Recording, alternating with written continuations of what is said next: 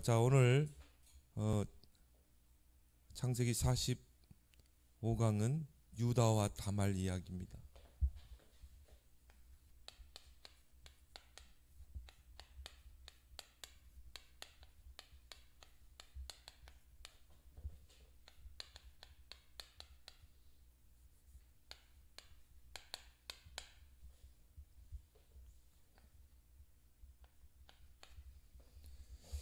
이 창세기 38장은 굉장히 수치스러운 그런 사건입니다.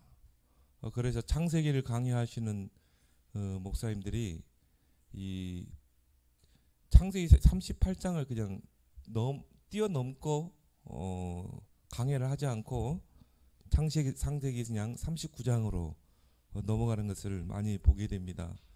굉장히 수치스러운 그런 내용들이 기록되어 있거든요.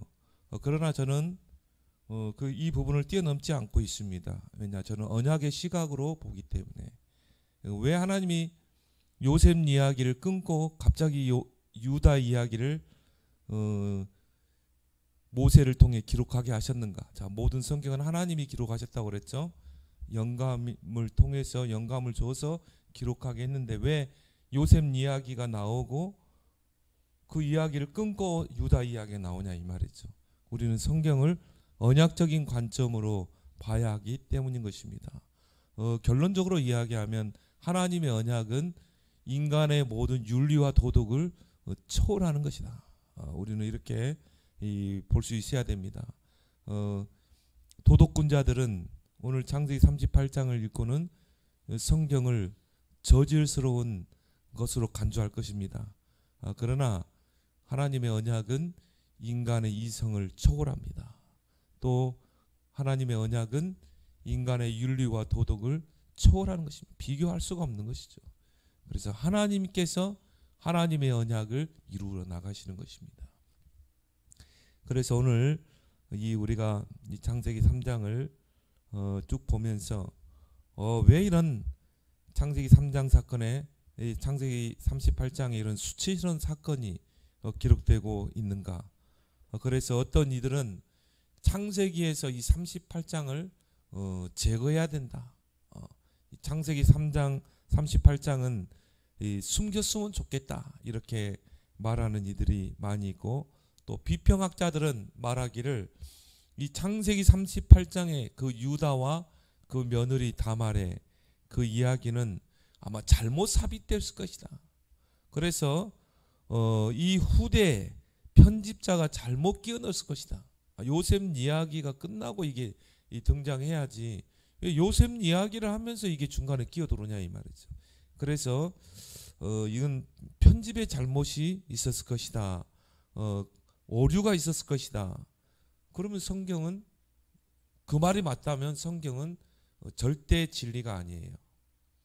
성경은 오류가 전혀 없는 하나님의 말씀입니다. 우리는 그거를 항상 잊지 않아야 돼요. 성경은 1.1획도 오류가 없다. 반드시 왜? 하나님의 입에서 나온 말씀이기 때문에. 성경은 언약의 책이기 때문에 꾸미지 않습니다. 우리가 이런 베스트셀러를 읽다거나 소설을 읽고 또 인물전을 읽을 때 그 사람의 수치스러운 부분들은 기록하지 않습니다. 그렇죠? 우리 나폴레옹이나 뭐 이순신 장군 그리고 우리가 그런 전기들을 읽으면 그 인물전을 읽을 때 그 사람의 오점에 대해서 수치스러운 부분을 기록하지 않죠. 근데 성경은 꾸미지 않고 사실대로 기록을 하고 있습니다. 왜? 성경은 언약의 책이기 때문인 것입니다. 그래서 오늘 유다의 범죄가 나옵니다.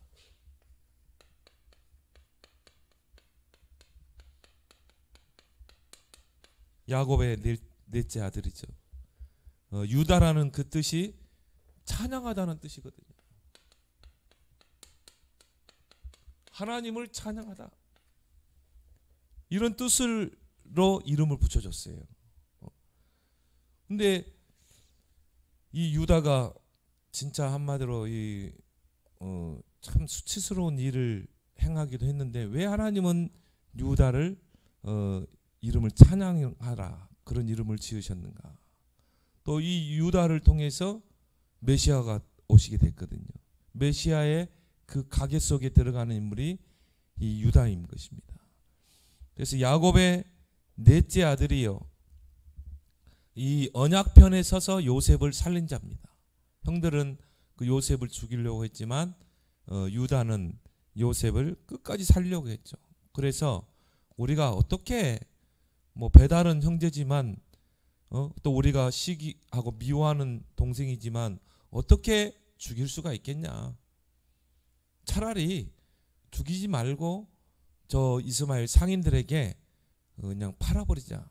그렇게 해서 중재에 나서게 되고 요셉을 살린 인물이죠.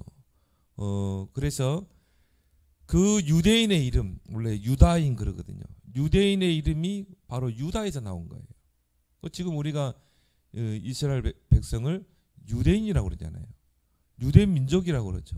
그 이름이 유다라는 이름에서 나오는 것입니다. 근데 오늘 1절에 보니까 형들을 떠났다고 그랬어요.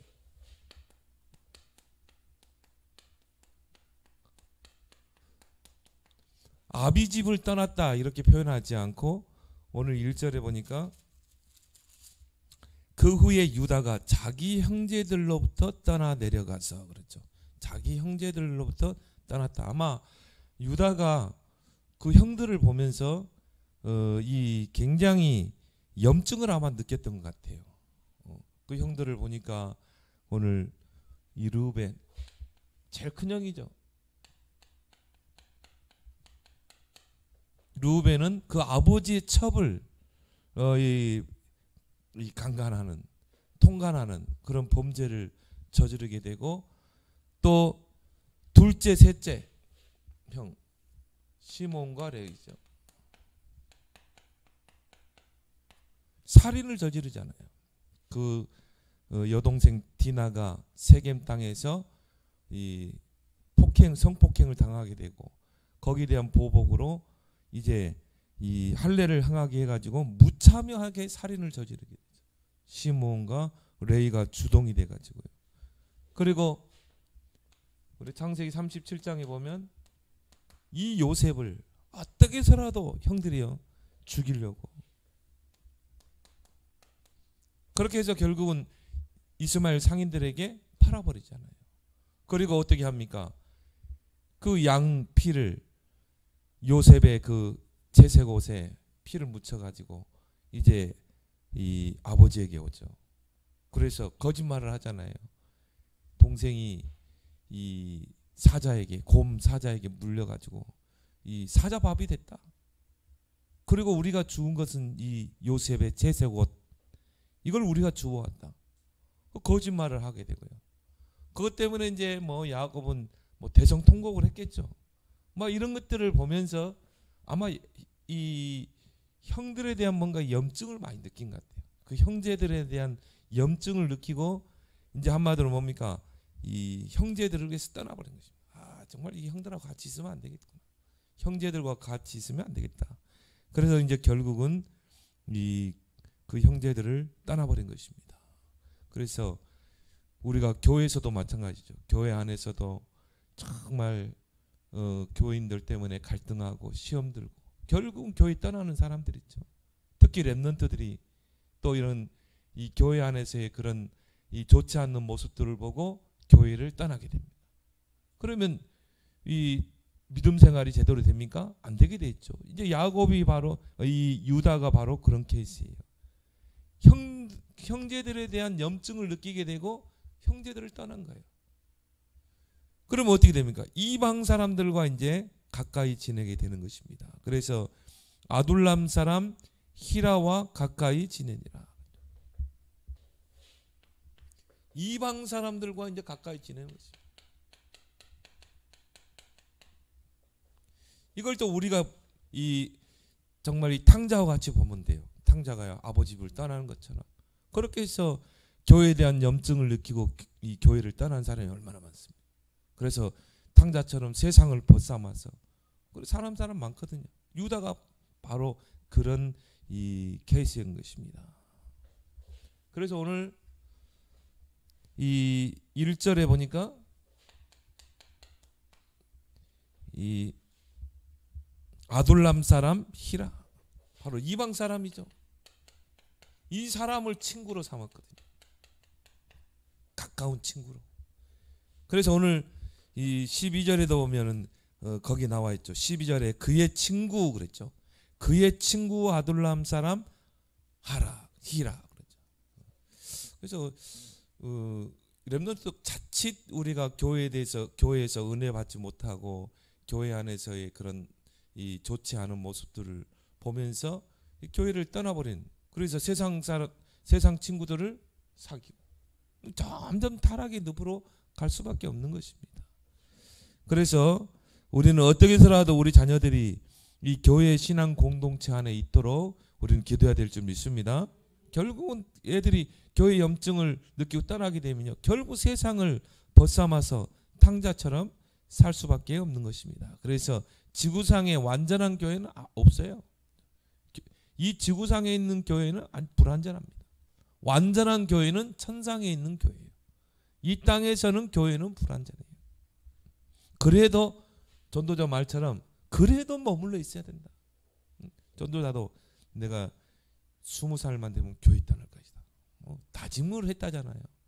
근데 결국은 세상에 나가서 다 무너지고 결국은 하나님 앞에 다시 돌아오잖아요. 탕자처럼. 그래도 교회 신앙 공동체 안에 있어야 된다는 것이죠. 거기서 누구를 아내를 둡니까? 2절에 보니까 가나안 사람 수아의 딸을 아내로 삼으니라. 가나안 여인을 이제 아내를 두는 것입니다. 근데 여기 보니까 이 가나안 여인의 이름이 나오지 않아요. 가나안 사람 수아의 딸 이렇게만 나오지.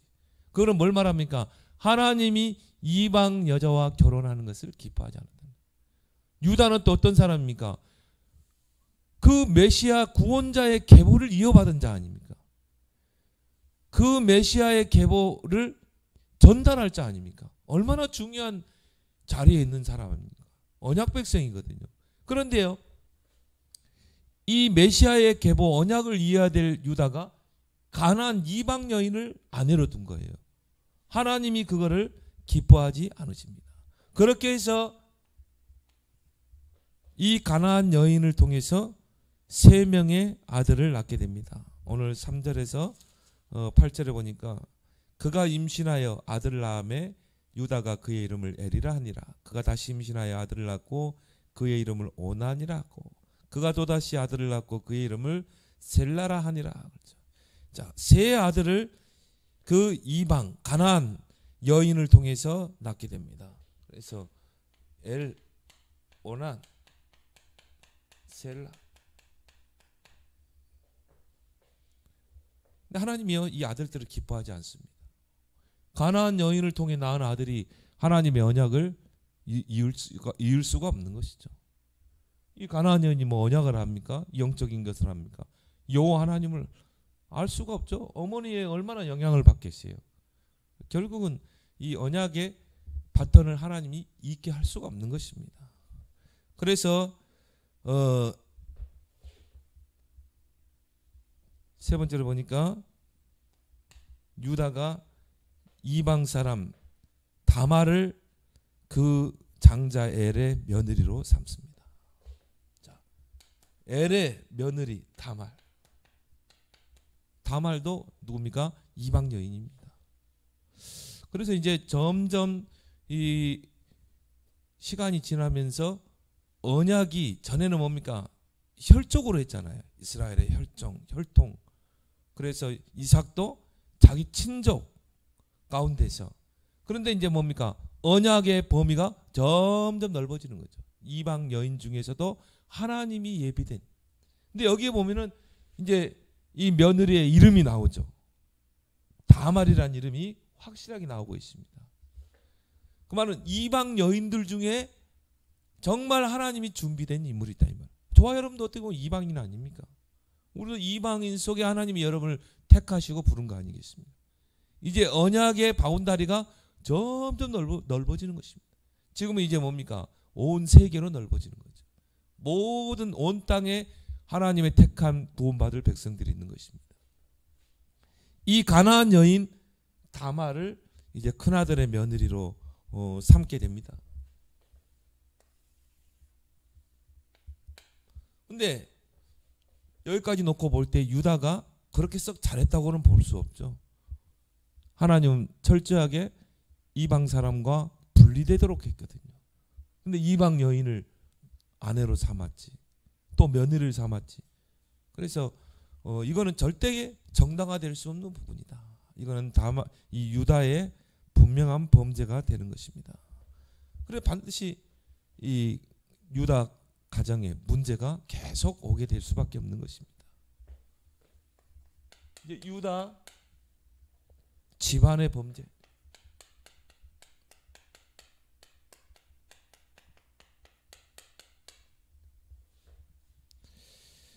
유다가 자식 농사에 실패한 것 같아요. 정말 이 언약을 붙잡고 그 자녀들에게 언약을 전달하고 그리고 뭡니까? 정말 기도의 배경이 되고 그래야 되는데 유다가 그 형제들에게서 떠날 때부터 염증을 느끼고 떠날 때부터 뭔가 점점 하나님에게서 멀어졌던 것 같아요. 그리고 이방 여자를 아내로 삼고 이런 걸 볼 때 유다가 언약이 희미해지고 자식 농사에 실패했다고 보면 됩니다. 그래서 오늘 7절에 그 유다의 장자 엘이 여호와가 보시기에 악함으로 여호와께서 그를 죽이신지라. 그 내용에 대해서는 나오지 않아요. 왜 하나님이 그 애를 불러가셨는지. 근데 악했다고 그랬어요. 여호와께 악했다. 하나님 볼 때는 어떻게 보면은 이 언약을 유다를 이어서 언약을 이을 자는 엘이거든요. 장자기 때문에. 그런데 여기서부터 틀어져 버렸잖아요. 여기서부터 가나안 여인을 이 유다가 아내로 두고 그렇게 해서 애를 낳게 되고 그리고 그 이방 여자를 또 며느리로 삼고 근데 또 그 애는 이 여호와 앞에 악을 행하게 되고 그래 하나님이 불러간 것입니다. 하나님 불러갈 수밖에 없는 왜? 이 엘은 하나님의 언약을 이을 자가 아니라는 것이죠. 그래서 하나님이 죽고 사는 것은 하나님의 손에 있어요. 하나님의 언약이 방해가 되면 하나님 빨리 불러가는 것입니다. 그래서 그 장자가 이제 이 죽임을 당하게 됩니다. 그러면 이제 그 둘째 아들 누굽니까? 오난. 그 오난이 이제 뭡니까? 그 형의 대를 이어줘야 돼요. 그래서 그때 당시에는 수혼 제도가 있었습니다. 8절에 보니까 이걸 수혼 제도라고 그래요.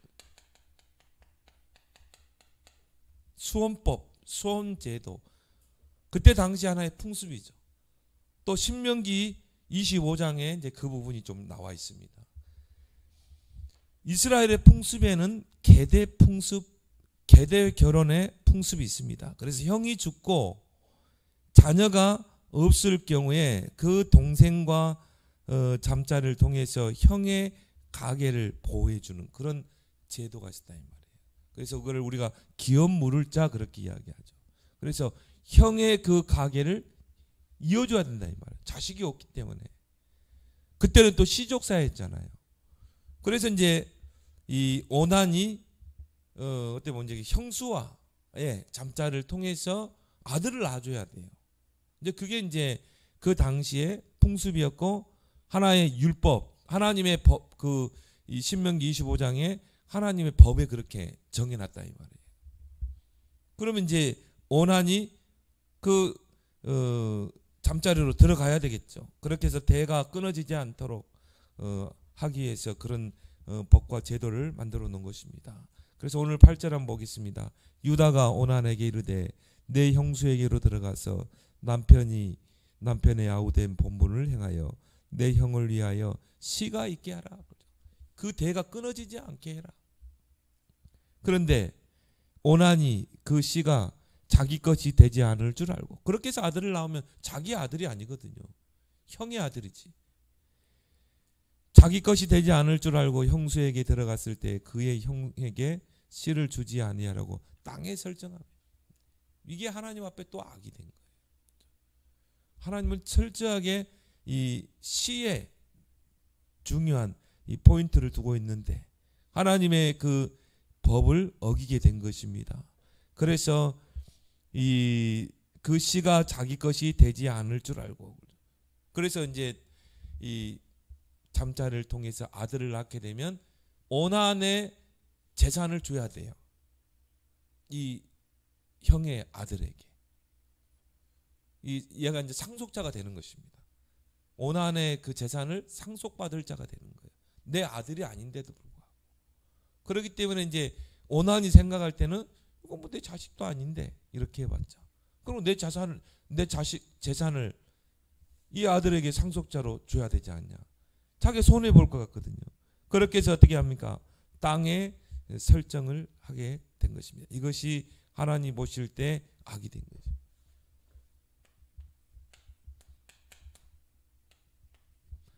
그렇게 해서 그 오난도 결국은 하나님께서 불러가 버리는 거죠. 이걸 우리가 볼 때 야, 이게 뭐가 잘못이기에 하나님은 저렇게 한마디로 즉사하게 하시는가. 하나님은 너무 두려움의 하나님이다. 근데 우리가 언약적인 관점으로 볼 때 언약적인 관점으로 봐야 돼요. 하나님의 모든 관심과 포인트는 언약이다. 창세기 3장 15절에서부터 시작된 그 언약. 그 언약이 계속 이어져야 되거든요. 그 메시아 계보가 이어져야 되거든요. 근데 거기에 대해서 악을 행하는 자는 하나님이 그냥 두지 않습니다. 그냥 제거해버리는 것이죠. 그런 의미에서 하나님의 언약은 우리의 윤리, 이성 모든 것을 다 초월해버립니다. 도덕까지 초월하는 것입니다.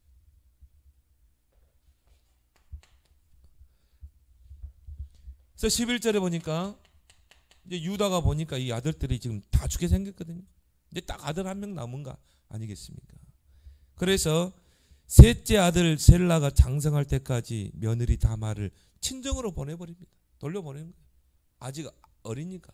그래 장성할 때까지 이제 처가살이 이 집에 친정에 가 있으라는 것입니다. 그렇게 해서 이제 이 다말이 이 친정으로 가게 된 거죠. 거기에서 유다의 무책임을 우리는 보게 되죠.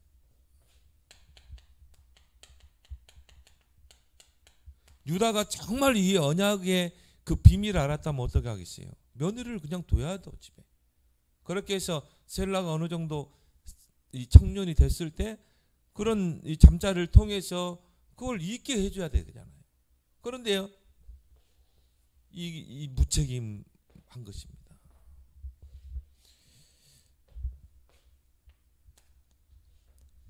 약속을 지키지 않는 유다. 이제 셀라가 장성한 청년이 되었어요. 그런데 유다가요, 제가 볼 때는 약속을 그냥 억지로 지키지 않은 것 같아요.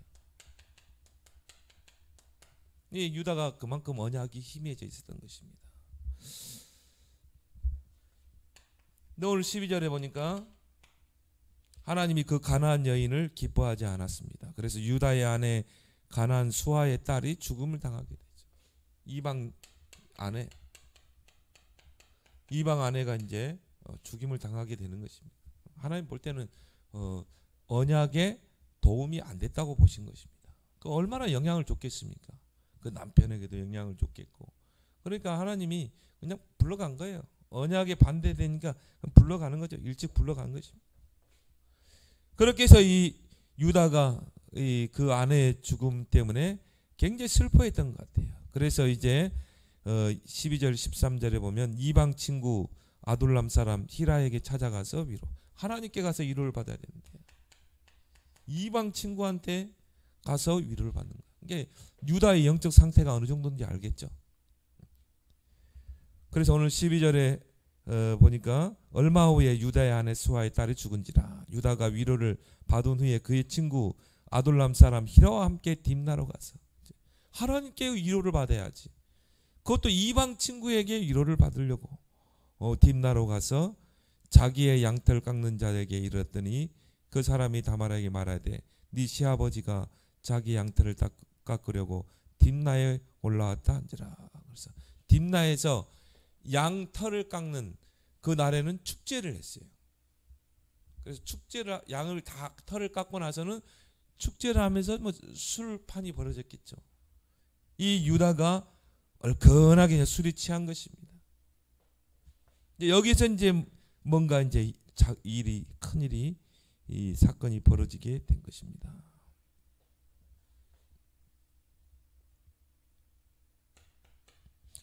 자, 이 며느리 다말이죠.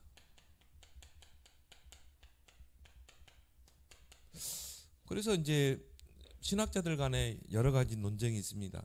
이 다말이라는 그 여자가 이방 여자가 정말 그 유다와 그 조상들이 이 남편의 그 시아버지의 그 언약을 알고 있었을까? 그걸 알고 그런 행동을 했을까? 창녀로 변신해 가지고 그런 행동을 했을까? 아니면 그냥 자기의 가계를 잇기 위해서 그렇게 했겠는가? 이런 이제 분쟁들이 많이 일어나고 있습니다. 몰랐을 것이다. 그냥 자기의 대를 잇기 위해서 아마 그렇게 행동했을 것이다. 아니다. 다말은 언약을 알고 있었다. 언약을 알고 정말 기도하는, 내가 바로 그 언약을 잇는데 중요한 역할을 할 인물이라는 것을 알고 기도했던 인물일 것이다. 이렇게 이제 갈려서 해석을 하고 있습니다. 여하튼 이제 며느리가 다말의 행동을 하게 되죠. 양털 깎는 그 날에 축제를 벌이게 되고 이제 술판이 벌어지게 되고 유다가 이제 얼큰하게 술이 취해 있었던 것이죠. 이 다말이 창녀로 변신을 합니다. 오늘 14절에 그가 그 과부의 의복을 벗고 너울로 얼굴을 가리고 몸을 휩싸고 딥나 길 곁 에나임 문에 앉으니 이는 셀라가 장성함을 보았어도 자기를 그의 아내로 주지 않음으로 말미암음이라. 셀라가 청년이 됐는데도 이 시아버지가 전혀 거기에 대해서 이 행동을 하지 않는 것이죠. 그래서 이제 이 다말이 이 창녀로 변신을 해서 이 성문 곁에 앉아 있었던 것이죠. 15절에 그가 얼굴을 가리었으므로 유다가 그를 보고 창녀로 여겼다. 길 곁으로 나아가 그에게 이르되 청하건대 나로 내게 들어가게 하라니 그의 며느리인 줄 알지 못하였습니다. 그가 이르되 당신이 무엇을 주고 내게 들어오려느냐. 자, 이제 또 유다가 술에 취했기 때문에 뭐 여자 며느리를 자세히 아마 보지 못했을 것입니다. 그때 이제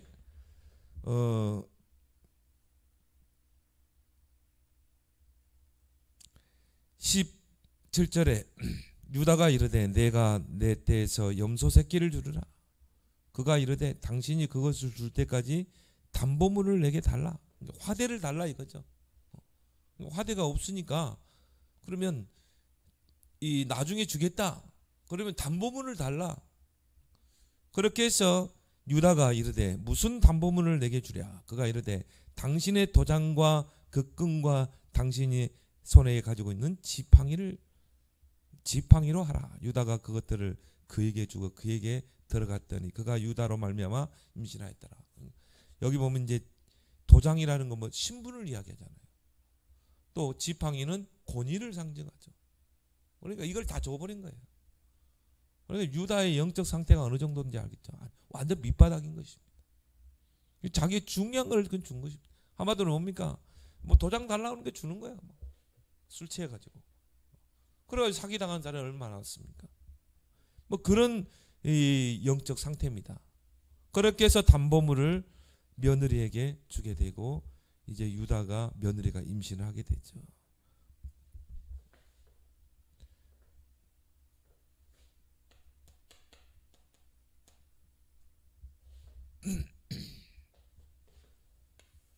그렇게 해서 이제 석 달을 지났는데 며느리가 이제 임신을 한 것입니다.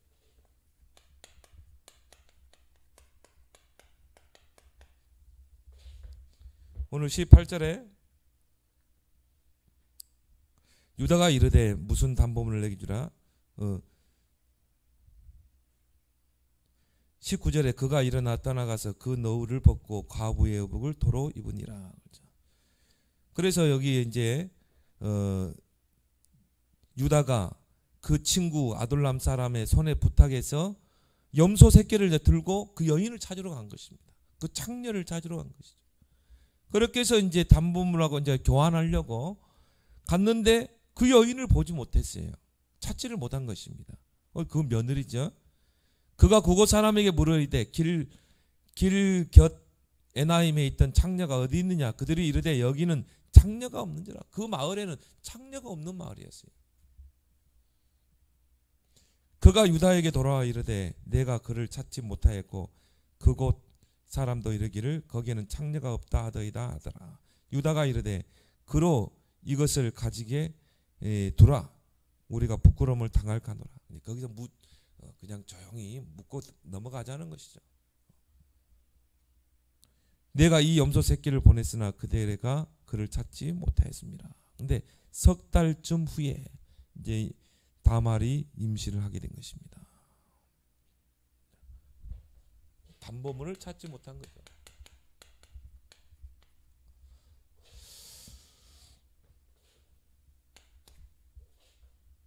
그리고 조용히 그거를 덮으려고 합니다. 근데 덮을 수 있습니까? 덮을 수 없지. 다말이 임신했다는 소식을 듣게 되죠. 석 달 후에 이제 유다가 막 노발대발한 것입니다. 며느리가 이제 간음을 했다는 거예요. 행음을 했다는 것입니다. 그리고 그때 당시에는 이 행음을 하면 어떻게 합니까? 돌로 쳐서 죽였거든요. 율법에 돌로 쳐서 죽이라. 그래서 이제 끌어내라는 것입니다. 이 유다가 이제 막 이 노발대발한 것이죠. 24절에 보니까 그를 끌어내라. 석 달 후에 어떤 사람이 유다에게 일러 말하되 내 며느리 다말이 행음하였고 그 행음함으로 말미암아 임신하였느니라. 유다가 이끌어 그를 끌어내라. 불사르라. 돌로 쳐서 불사르라.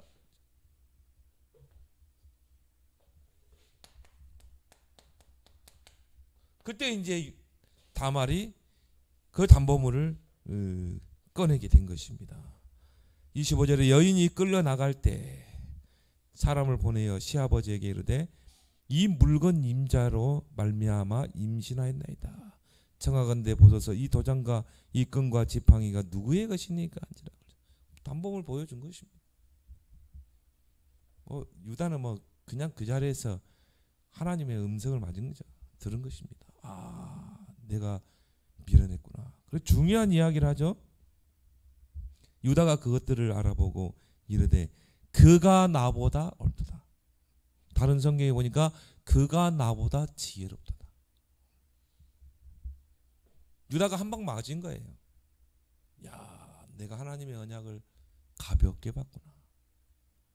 이 언약을 후대에게 전달해야 되는데. 그러면 씨가 중요하잖아요. 씨. 이 언약의 이 바톤을 이어받을 씨가 중요하잖아요. 그러면 그걸 놓고 어떻게 하셔야 돼요? 기도해야 되겠죠. 기도해서 어떻게 해요? 어떻게 해서라도 씨를 남겨야 되잖아요. 그렇게 해서 이 언약의 바톤을 이어야 되는데 내가 이 부분에 소홀했구나. 그는 나보다 옳도다.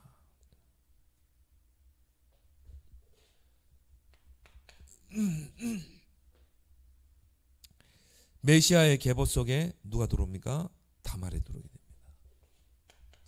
하나님 보세요.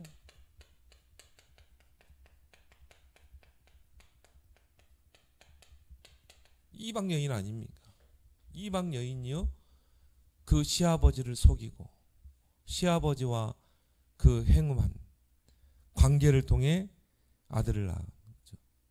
그 다말이 메시아의 계보 속에 들어옵니다. 그래서 메시아의 계보 속에 들어온 5 여인이 있어요. 거기에 이제 이 누굽니까? 마리아도 들어오고 바세바도 들어오고 그리고 이제 라합도 들어오게 되고 가나안의 정탐꾼을 숨긴 근데 거기에 누가 들어갔어요? 이 다말이 들어왔거든요. 다말이.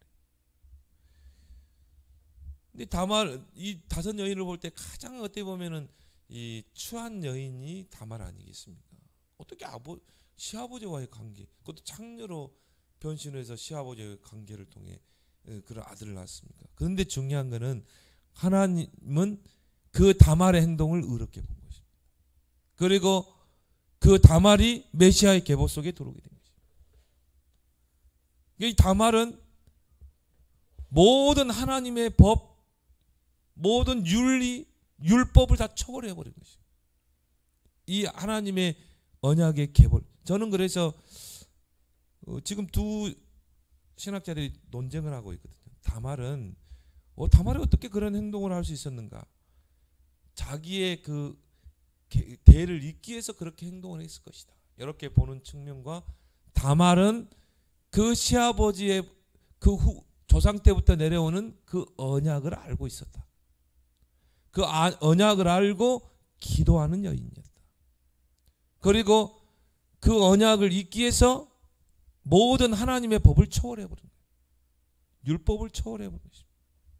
그렇게 해서 그 대를 잇는데 중요한 역할을 했다. 저는 그렇게 후자로 보는 것입니다. 왜냐? 유다가 자기 입으로 이야기합니다. 그가 나보다 더 낫도다. 더 지혜롭도다. 우리가 많은 걸 또 생각해 볼 수가 있죠. 그렇게 해서 이 시아버지와의 관계를 통해서 쌍태를 낳게 됩니다. 27절부터 30절에 보면 쌍태를 낳게 됩니다. 쌍둥이를 낳게 됩니다. 그런데 첫째가요, 이제 이 손을 내밀면서 나온 거예요. 그러면 이제 실을 묶었거든요, 팔에다가. 그래서 이제 끌어당기려고 하는데 갑자기 그냥 뒤에서 동생이 뱃속에서 쑥 형을 잡아 당기는 거예요. 그러고 자기가 먼저 나오는 것입니다. 그 장면이 오늘 27절부터 30절에 나옵니다. 해산할 때 보낸 쌍태라, 해산할 때 손이 나오는지라. 산파가 이르되 이는 먼저 나온 자라 하고 홍색 실을 가져다가 손을 메었더니 그 손을 도로 들이고 그의 아우가 나온 자라. 아우가 아마 형을 땡긴 것 같아요. 그 비집고 또 자기가 먼저 나오는 것입니다. 둘째가 이제 나오게 된 거죠. 그 손을 도로 들이며 그의 아우가 나오는지라. 산파가 이르되 네가 어찌하여 터뜨리고 나오느냐 하였으니 그 이름을 베레스라 불렀고 그의 형 곧 손에 홍색 실 있는 자가 뒤에 나오니 그의 이름은 세라라 불렀더라. 세라가 형 아닙니까? 근데요, 갑자기 동생이 형을 끌어내고 자기가 먼저 나온 것입니다. 그 이름이 누구라고요? 베레스. 이제 이 베레스가 바로 이 유다로부터 내려오는 그 언약을 계승하게 됩니다. 그 메시아의 계보를 잇게 됩니다.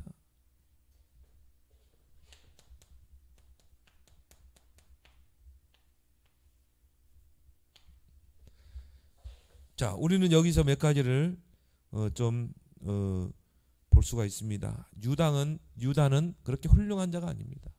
우리가 이렇게 유다의 인생을 놓고 볼 때 물론 의로운 행위를 한 적도 있지만 요셉을 어떻게 해서 살리려고 했던 그런 장면도 나오지만 그렇게 인격적으로 훌륭한 그런 인물이 아닙니다. 그런데 중요한 건 뭡니까? 그 유다는 하나님의 언약 안에 있는 자입니다. 저와 여러분들은 하나님의 언약 안에 있는 언약 백성인 줄 믿습니다. 하나님 그 언약 백성 중심을 붙잡고 하나님의 계획을 이루거든요. 그래서 창세기 49장에 야곱이 임종하기 전에 12아들을 부릅니다. 그래서 12아들을 축복합니다. 12아들과 12지파를 이름을 장자부터 거론하면서 축복을 합니다. 그럼 하나님이 축복하게 하는 거죠. 축복한 대로 되게 돼 있어요. 근데 넷째 아들 유다가 이제 그 아버지 앞에 나왔을 때 야곱이 축복을 합니다. 홀이 유다를 떠나지 아니하며 통치자의 지팡이가 그 발 사이에서 떠나지 아니하기를 실로가 오시기까지 이르느니 그에게 모든 백성이 복종하려다. 그렇죠? 홀이 유다를 떠나지 않는 건 하나님의 언약이 떠나지 않는. 홀이라는 건 지팡이 아닙니까? 지봉이거든요. 통치자의 지팡이가 그 발 사이에서 떠나지 않으라. 장차 이 땅을 통치하실 통치자, 구원자가 그 발 사이에서 떠나지 아니하기를, 실로가 오시기까지, 그 구원자가 오시기까지 이르더니 그에게 모든 백성이 복종하리라. 그래서 이스라엘 백성이 출애굽해가지고 이 광야를 나올 때 유다가 제일 먼저 앞장섭니다. 그리고 유다를 통해서 다윗과 같은 인물이 나옵니다. 그 다윗 이 왕이 나오게 되죠. 그리고 그 유다를 통해서 이 그리스도가 이 땅에 오시게 된 것이죠. 자, 우리가 여기서 몇 가지 우리가 교훈을 삼을 것이 있죠. 하나님의 언약은 절대 변치 않는다. 불변. 하나님의 입에서 나가는 그 언약. 최초의 그 언약이 뭡니까? 창세기 3장 15절. 하나님의 입으로 선포하던 이 언약이거든요. 여자의 후손이 뱀의 머리를 상하게 할 것이다. 그 하나님의 입에서 나간 그 언약의 말씀은 지금 오늘까지 하나님 미래를 내다보고 하신 말씀이라 이 말이에요. 그 말씀은 하나님의 언약은 변치 않게 성취된다. 그 동안에 많은 사건들이 있고 오늘과 같이 뭐 이렇게 악을 행하고 죽게 되고 뭐 이런 이 수치스러운 일을 당하게 되고 그랬지만 그 역사 속에서 하나님의 언약은 변치 않고 흘러가는 것입니다. 이사야 40장 6절 8절에 풀도 마르고 꽃도 시들지만 하나님의 말씀은 영원히 살리라. 마태복음 5장 17절 18절에 하나님 말씀에 1.1획도 땅에 떨어지지 않고 성취된다. 하나님의 언약은 시대와 사람과 환경과 윤리와 도덕을 초월한다. 초월하는 언약입니다. 언약보다 앞서는 것은 없고 언약보다 중요한 건 없다는 거죠. 여러분들이 정말 나의 언약을 꼭 찾아내길 바랍니다. 그래서 우리는 영원한 언약 그리스도, 시대적인 언약 세계복, 그리고 정말 강단의 언약 붙잡을 때 그 언약은 반드시 모든 시대를 거쳐서 여러분이 지금 언약 붙잡은 게 여러분도 후대를 통해 반드시 성취될 줄 믿습니다. 오늘 주신